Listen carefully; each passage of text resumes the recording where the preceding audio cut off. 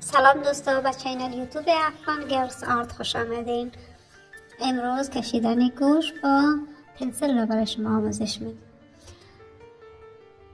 برای کشیدن یک گوشت ما ابتدا باید اسکیچ بکنیم، یعنی خطای اولیه رو بکشیم و به خاطر کشیدن خطای اولیه که گوشت به اندازه مناسب بیاید در بالا و پایان گوشت یک خط میکشیم و فاصله ای که بین این خط ها هست باید اما اندازه گوشت ما باشه، یعنی بلندی گوشی باشه که ما ترسیم میکنیم.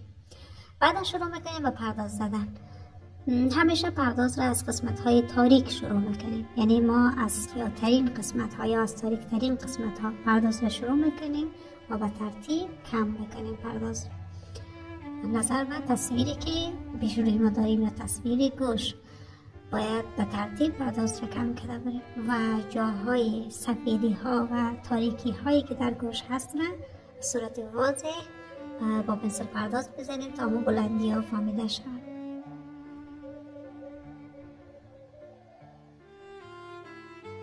در گوشت بعضی از خط ها به صورت واضح دیده میشه که خط است، یعنی بعضی از خودخوردگی های گوشت به صورت خط است، ما میتونیم رو به صورت خط پرداز بزنیم، ولی بعضی از جایا فقط بلندی است یا فقط یک فرو رفتگی است. در اونجا باید ما پرداز را تاریک یا کم رنگ بکنیم و خط دیده نشود، فقط پرداز کم شده بره جایی که بلندی و پایانی دیده نشه به صورت خط دیده نشه و کنه شکستگی وجود میاد در پرداز. در جاهای کم رنگ ما میتونیم از پنسل خود را تبدیل کنیم، از پنسل های درجه پایان تر استفاده بکنیم، از پنسل HB و درجه پایان تر، به خاطر که اگر کنترل دست نمیتونیم با پنسل پررنگ.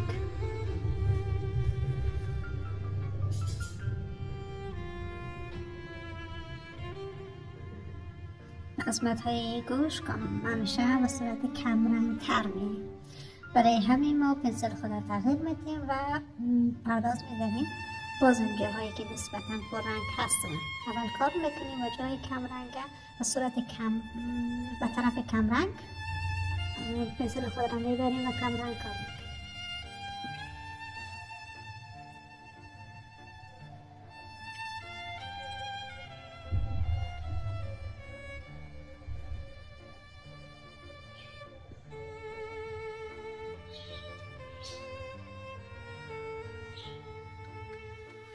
معمولا گوشت که ما کار میکنیم پشت سر گوشت تاریک میباشه، ولی نظر به تصویر مشخص میکنیم که چقدر تاریک کنیم.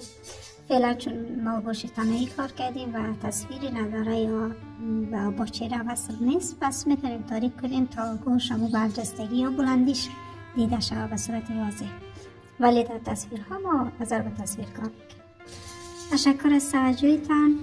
چینل یوتیوب ما را سابسکرایب کنید.